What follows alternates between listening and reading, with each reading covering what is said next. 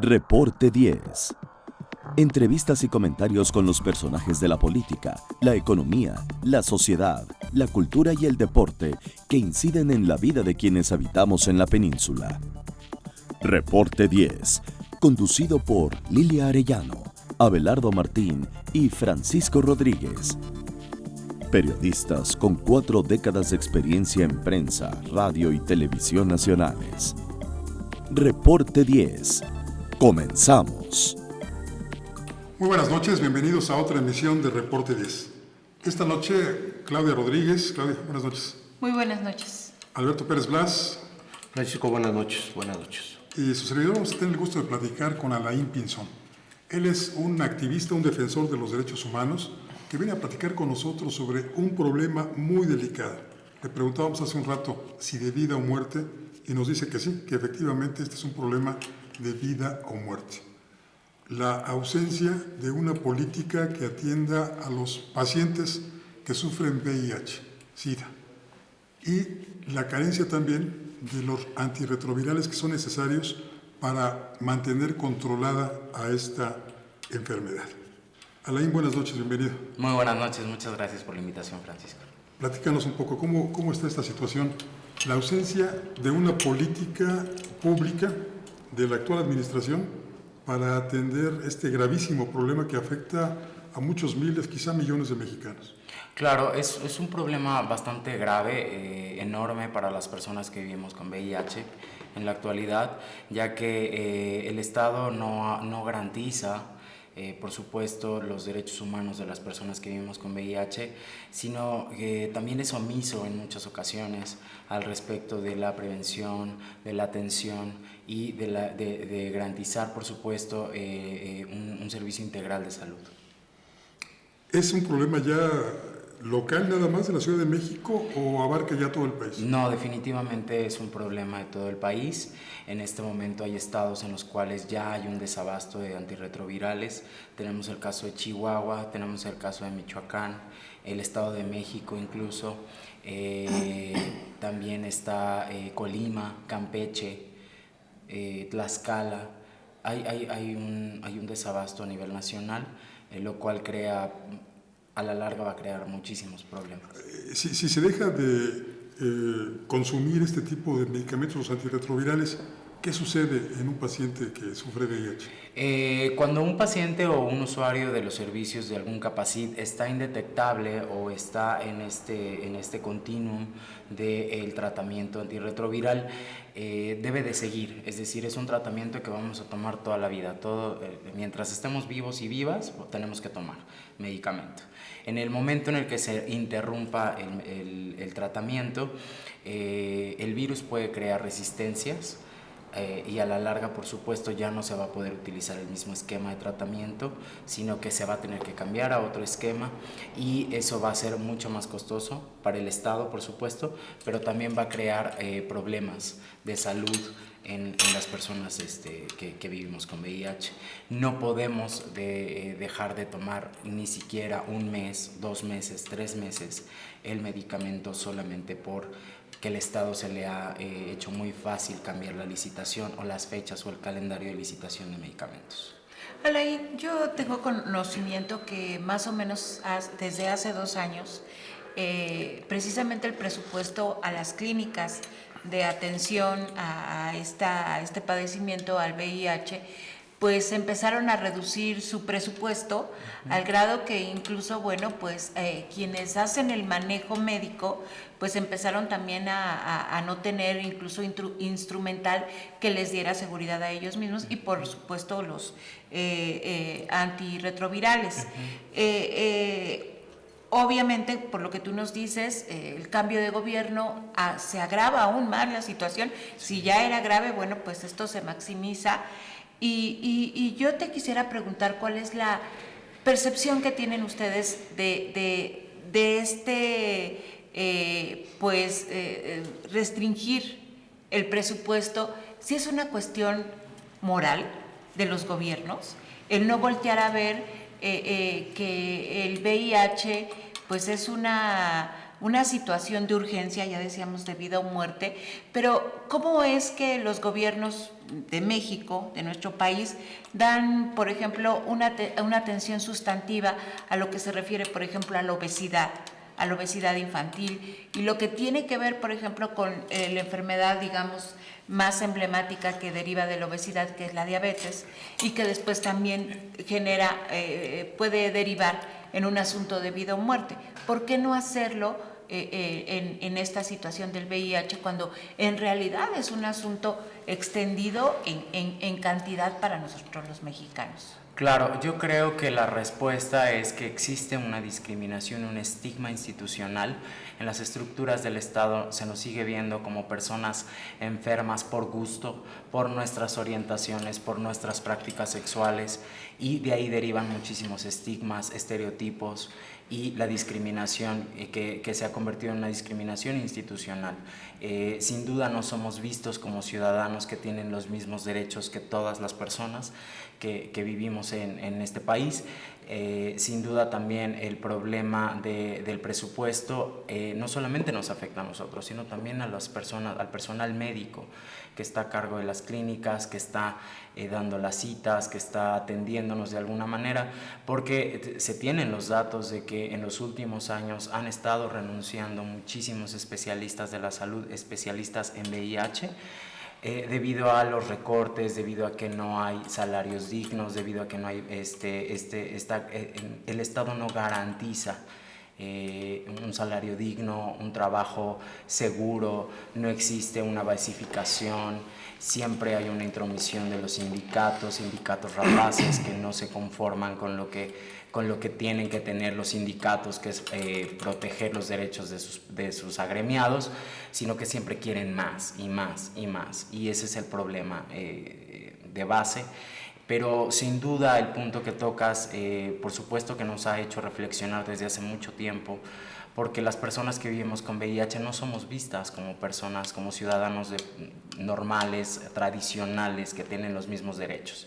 Siempre somos relegados por nuestras orientaciones, por nuestras prácticas sexuales, y a eso también se le suma, por supuesto, que tiene que tener un análisis intersectorial, porque si una persona que vive con VIH por ejemplo, vive en el Estado de México, en uno de los municipios pues más golpeados por la violencia o por la pobreza, llámese Catepec, Chalco, La Paz, eso entonces también afecta e impacta directamente a que puedan acceder a las estructuras del Estado para proteger su vida. Y es una clara violación a los derechos humanos, ¿no? Totalmente, porque ahorita lo que estamos viendo con este desabasto a nivel nacional es que el Estado no garantiza ni siquiera el tratamiento, no garantiza la continuidad, y tampoco garantiza que los nuevos casos, es decir, los nuevos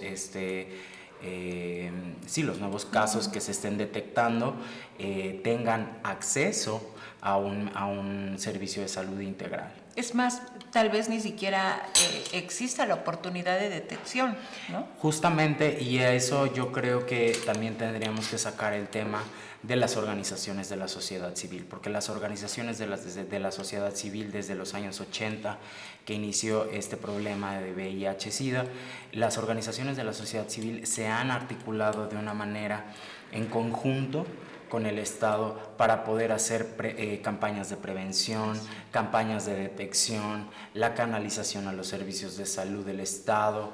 Por supuesto que ahora con la postura del presidente de que no va a haber apoyos económicos a las organizaciones de la sociedad civil en general, afecta directamente al problema de VIH-Sida, porque muchas organizaciones trabajan con ese presupuesto, pero no solamente lo hacen para salir a detectar o a canalizar, sino que también hacen campañas de prevención. La campaña de prevención dentro del Estado, dentro de las estructuras del Estado, siempre ha sido vista como una variable residual y no como el eje rector para la respuesta a la epidemia. Vamos a una pequeña pausa, Isaí, si nos permites. Claro. Enseguida volvemos más aquí en Reporte 10. Corte. En un momento regresamos a Reporte 10.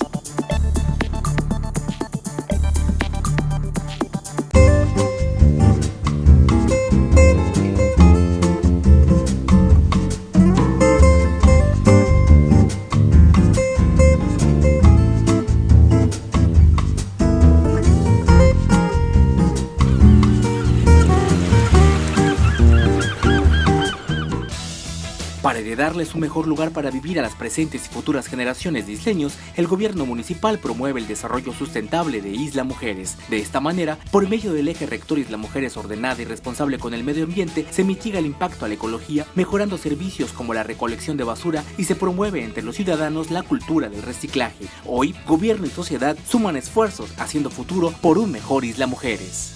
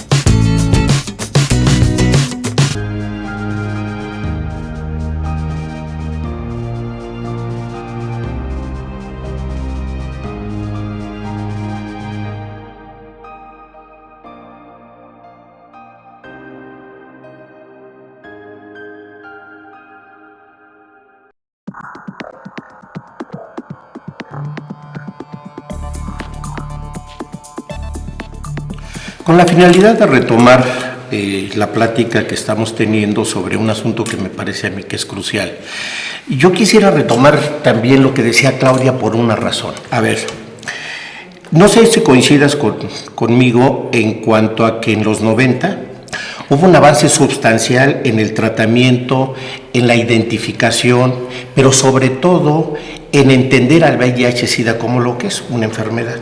Creo que hubo de parte del Estado mexicano una acción muy consecuente con el ámbito internacional incluso, porque a México le fue reconocido sus avances, pero lo más importante es que el Estado se planteó la lucha contra el VIH participando con las personas que lo habían adquirido, pero sobre todo con la sociedad. Claro.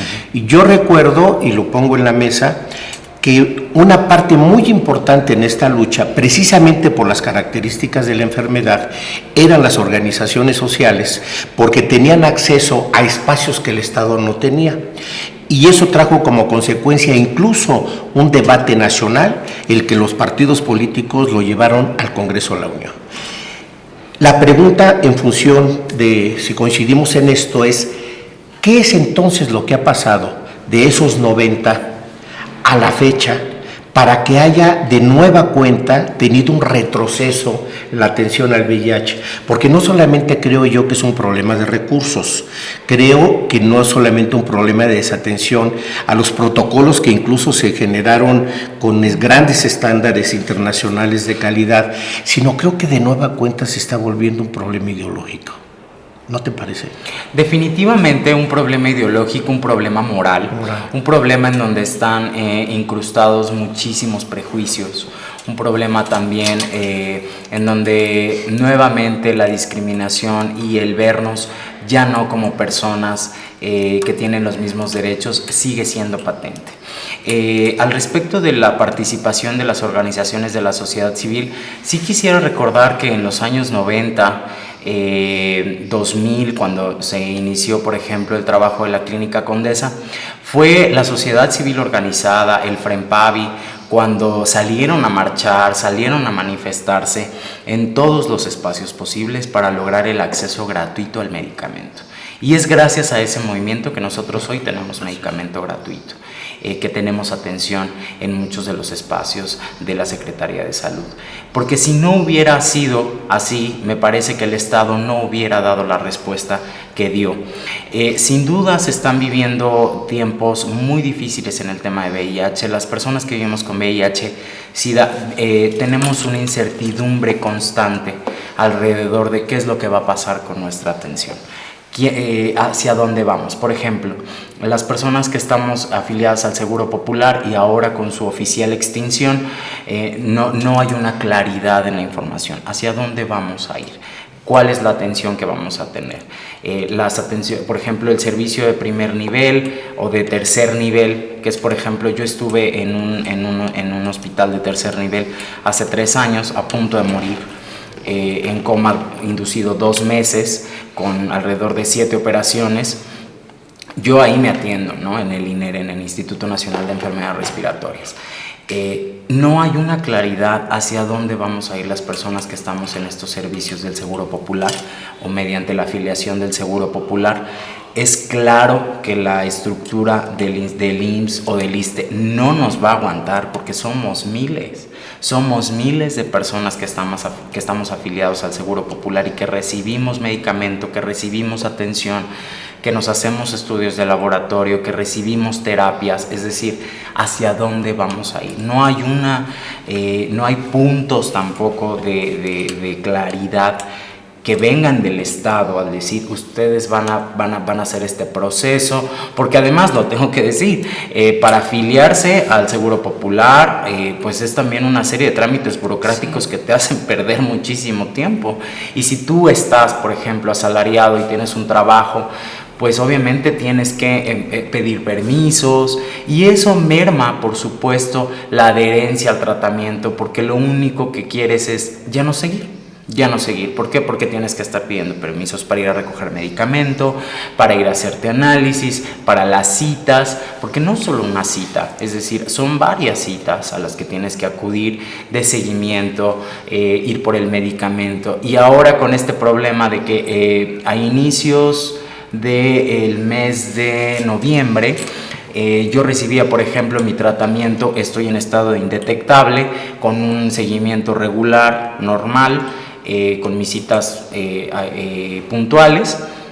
A mí me daban mi abastecimiento de 3 o 4 meses, es decir, para que no estuviera yendo cada mes, ¿no? Porque tengo un seguimiento regular, estoy en estado indetectable.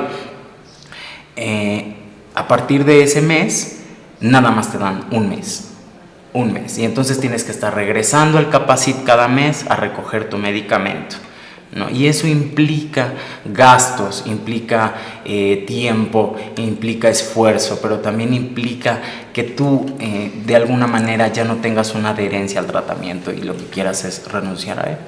Y no hay un abandono de la misma sociedad hacia quienes padecen esta enfermedad, hacia el grupo de quienes padecen esta enfermedad, porque yo creo que si hubiera también esta conciencia social de que pues que cualquiera de nosotros nos podemos contagiar, incluso más allá de la decisión de nuestras prácticas sexuales, ¿no?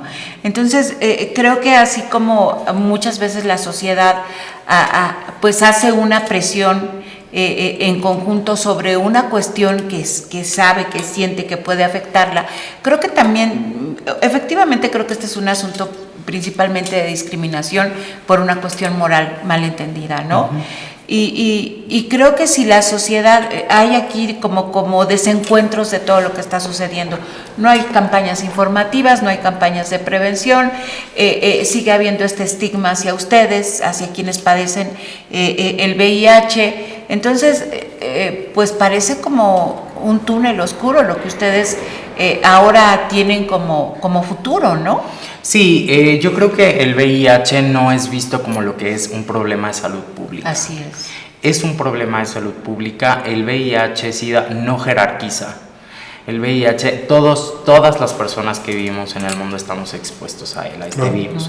Entonces, el problema es que justamente están insertos estos dilemas morales, incluso religiosos en muchas ocasiones, a los cuales pues nos impide entonces tener un desenvolvimiento en nuestro tratamiento, incluso lejos del tratamiento, un desenvolvimiento en nuestra vida, ¿no? Tener un trabajo digno, bien remunerado, tener derecho a una familia, cualquiera que sea esta familia, ¿no?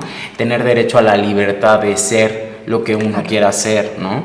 Y de pertenecer también a los espacios, porque hay muchas todavía empresas de la iniciativa privada e incluso del gobierno que piden todavía una muestra de sangre, y eso lo único que hace es crear desconfianza acerca de todo lo que estamos viviendo y de realmente repensarnos como ciudadanos de primera. Oye, Alain, un poco haciéndole al abogado del diablo, pero también seguramente porque algunos de nuestros amigos del auditorio se preguntarán, y bueno, ¿por qué tiene que darles papá gobierno el tratamiento? ¿Por qué no lo adquieren ustedes individualmente? Si es su enfermedad, entonces ustedes también adquieran su medicamento. ¿Por qué tiene que ser el Estado el que proporcione este tratamiento? Yo creo que la respuesta es que tenemos derechos humanos. Y los derechos humanos tienen que estar garantizados por el Estado. Uno de los derechos humanos es el derecho a la salud. El derecho a la salud integral, además. El Estado tiene la obligación de atender todos los problemas de salud pública. Si estamos en el entendido de que estamos hablando del VIH como un problema de salud pública. ¿Por qué no podemos adquirir nosotros los medicamentos? Los medicamentos en México es uno de los países, es el país de América Latina que más caro paga los antirretrovirales. Un frasco para 30 días está aproximadamente entre 15 y 19 mil pesos. ¿Cuánto? 15 y 19 mil pesos. Wow. Entonces no estamos hablando de que tengo migraña o que tengo dolor de estómago, ¿no? Y me voy y me compro algo en el súper o voy con mi médico familiar y digo, híjole, recétame algo. No, también tiene que ver con un seguimiento acerca de tu tratamiento, también tiene que ver con la prevención ya de las personas que tenemos VIH, es decir, el uso del condón.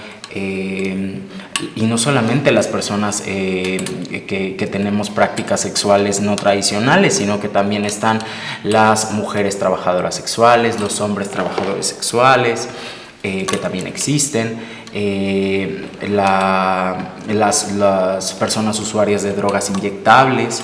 Es decir, el problema es aún más grande porque incluimos a más grupos. ¿Sigue habiendo riesgos por transfusiones? Hasta ahorita no, pero ahí nos lleva a otro problema, porque en los hospitales del Estado, sobre todo, cuando tú eres una persona homosexual o una mujer lesbiana o una mujer trans o un hombre trans o una persona bisexual, vas y quieres donar sangre, ¿no? Porque algún familiar está internado y te piden sangre. Pues lo primero que te encuentras es un letrero donde dice que si tienes prácticas no heterosexuales no puedes donar sangre. Aun cuando tú lleves un seguimiento de tu estado serológico, ¿no? Que sería negativo en ese caso, ¿no? Si sabes que eres seropositivo, por supuesto que no vas a ir a donar sangre, pero si tú tienes un conocimiento de tu estado serológico y vas a donar sangre y lo primero que te encuentras es una barrera por tus orientaciones, por tus prácticas sexuales, pues entonces ahí volvemos otra vez al dilema moral de las instituciones y del Estado, en la cual no somos vistos como personas pertenecientes a este país. Vamos a una pequeña pausa, enseguida volvemos. Corte. En un momento regresamos a Reporte 10.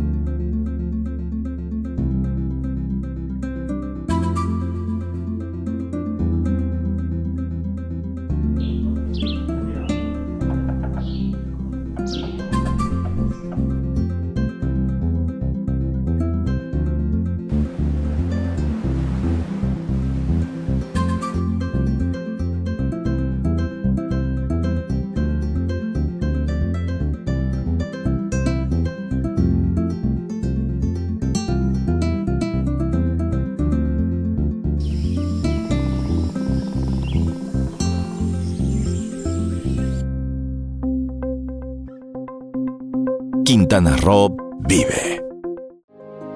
Las cosas que queremos. Los proyectos que empiezan. Las ilusiones concretadas necesitan una asesoría legal y una base concreta. Notaría 64. Respaldamos tus actos legalmente.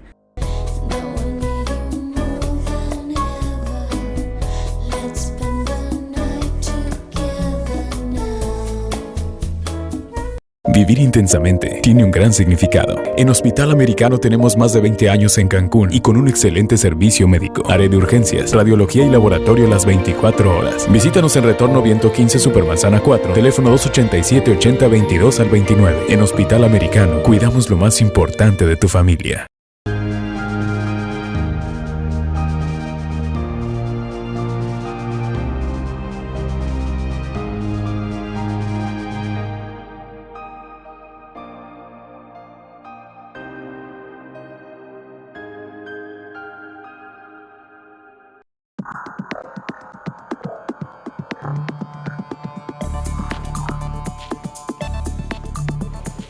Regresamos a Reporte 10. Bueno, pues hoy con un asunto bastante preocupante, ¿no? La desatención a los pacientes portadores del VIH. Como decía Alberto, creo que sí tenemos conciencia, al menos quienes tenemos cierta edad, de que hubo un momento cuando este asunto del VIH pues fue una bomba informativa internacional. Y como la verdad es que sí, el gobierno mexicano pues hizo toda una campaña informativa, digamos, más allá de si podemos medir cuantitativamente y cualitativamente, si funcionó todo este asunto de la prevención. Yo te quisiera comentar, porque bueno, pues de eso al momento que estamos, al tiempo que estamos, si realmente estas campañas estatales tuvieron una repercusión positiva en cuanto al control de los casos. Y hoy, efectivamente, ¿qué se está viviendo en cuestión cuantitativa de estos casos cuando no hay recursos para atenderlas? Se mantuvo la prevención y también se mantuvieron estables los casos y hoy se disparan, o realmente nunca hubo un control real del Estado para con estos pacientes. Yo creo que sí hubo un control y una disminución de los nuevos casos, de la detección de nuevos casos, y justamente yo creo que eso es gracias a las organizaciones de la sociedad civil que hicieron un gran trabajo y que siguen haciendo y que van a seguir haciendo, estoy seguro, porque siempre han remado contracorriente las organizaciones de la sociedad civil en este país. Pero es gracias a ellas justamente que la epidemia se contuvo en términos cuantitativos un tiempo. Sin embargo, me parece que es ahora obligación del Estado conocer cuáles son las nuevas prácticas, porque las prácticas van cambiando, las prácticas en la manera en cómo se relacionan las personas van cambiando, y eso el Estado me parece que no, ni siquiera lo tiene enfrente. No, la Secretaría de Salud sigue pensando que solamente puede haber contagios por vía sexual en tu casa o por vía vertical si no hay una atención de la persona, de la mujer o el cuerpo gestante que está embarazado. Entonces, las prácticas van cambiando. Entonces, también hay que entrarle a la prevención de cómo es un hecho que las personas no van a cambiar sus prácticas, pero entonces hay que darle las herramientas necesarias para que no haya consecuencias negativas ante estas nuevas prácticas, ¿no? Como sería, pues por supuesto, tener VIH o una infección de transmisión sexual, ¿no? El tema de sífilis ahorita es un súper problema. También el tema de la gonorrea. En meses pasados hubo también casos de supergonorrea, es decir, que es un virus muy resistente. El VPH, por supuesto. Es decir, cómo el Estado está canalizando todos sus esfuerzos a la prevención, a la atención, a la detección. Y eso no lo estamos viendo claro. No lo estamos viendo quizás claro. Tampoco se entiende que quien porta el VIH realmente lo que está comprometido es su sistema inmunológico, ¿no? Y lo que, pues bien tú decías, que cuando alguien tiene, cuando recae o cuando está amenazado por no tomar el medicamento necesario, pues la verdad es que al Estado, a nosotros los mexicanos, a los contribuyentes, son a los que nos cuesta, porque bueno, pues se puede llegar enfermo de cualquier otra cosa, ¿no? Claro, y eso va a complicarse ocupar, además. y complicarse al grado de la muerte.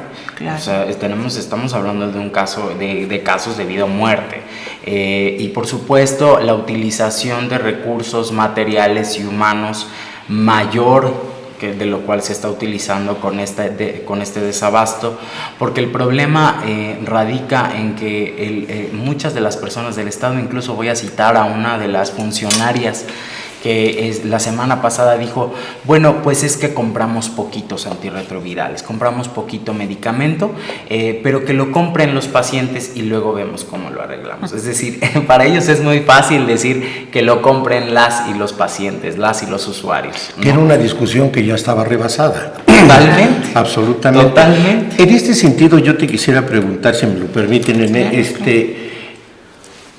yo creo que un problema que tuvo el VIH en su origen era el negarse, o sea, el negar pues la presencia de una enfermedad con las características tan agresivas que tenía. ¿Tú puedes pensar en este momento, por lo que nos estás comentando, que hay una tendencia de nueva cuenta a olvidar el VIH en sus características y de esa manera hacer presente que sí hay un problema de prejuicio moral en relación a la enfermedad que supuestamente se había rebasado? Yo creo que sí, nosotros, los activistas, las personas defensoras de derechos humanos, las organizaciones de la sociedad civil, estamos viendo un panorama muy claro. El Estado trata de cansarnos, esa es la palabra, el Estado trata de cansarnos porque no hay una claridad en las informaciones, tampoco el Estado garantiza, ¿no?, que tú puedas tener el acceso a un tratamiento integral. Entonces, por supuesto que sí. Hay un problema enquistado ahí moral que resurge otra vez en una cuarta transformación que dio muchísimos visos de mucha progresividad, ¿no? y que muy al contrario y muy a mi pesar están dando cuenta nos estamos dando cuenta de que en realidad estamos siendo un instrumento por el cual ellos están tratando de navegar para ver hacia dónde se van a hacer como Estado. ¿Estos problemas se los han planteado alguna autoridad de la Cuarta Transformación? ¿Han tenido contacto con el secretario de Salud, con el propio presidente de la República? No. Justamente lo que se está buscando ahorita es llegar a las más altas esferas de poder de este país para que ellos primero sepan que no nos vamos a dejar, ¿no? Porque si ellos están tratando de jugar con nuestras vidas, pues nosotros vamos a jugar con las estructuras que ellos han impuesto, ¿no? Si ellos quieren deshacerse de alguna manera de este problema, no hablándolo, no visibilizándolo, ignorándolo, nosotros vamos a estar ahí para visibilizarlo, para hablar fuerte y claro de que estamos aquí, vivimos, existimos, y este problema puede ir en aumento si no se atiende. No, además ignorarlo, perdón Francisco, solo hará que se multiplique, ¿no? Claro. A eso ir, exactamente. Sí, porque lo único es que están tratando de negar una realidad que ahí está y ahí va a seguir si el Estado no lo atiende. Es decir, ¿cuáles son las metas, por ejemplo, de la ONU, ¿no? En la Agenda 2030, ¿no? O este programa 90-90-90. El Estado está fallando. El Estado tiene un doble estándar con las personas que vivimos con VIH, porque por un lado firma convenios, firma conferencias, va a foros, ahí tenemos a Marta Delgado, ahí tenemos a Marcelo Ebrard recibiendo a Michelle Bachelet, que es ahora la presidenta de la ONU. ¿Con qué cara ahora van a decir que no hay un desabasto? ¿Sí? Cuando acaban de recibir a Michelle Bachelet y le dijeron que sí, que vamos a tener el acceso a la salud todas las personas, ¿con qué cara pueden llegar ahora a decir eso? Como funcionarias y funcionarios públicos, el doble discurso, el doble estándar, y otra vez a dejar que las cosas pasen y empeoren otra vez. Pues ojalá y no suceda eso, Alain. Ojalá este programa sirva para visibilizar el problema, para que también nuestros amigos del auditorio y las autoridades sobre todo tomen conciencia de lo que está sucediendo y pongan manos a la obra. Gracias por estar con nosotros esta noche. Muchas gracias por la invitación.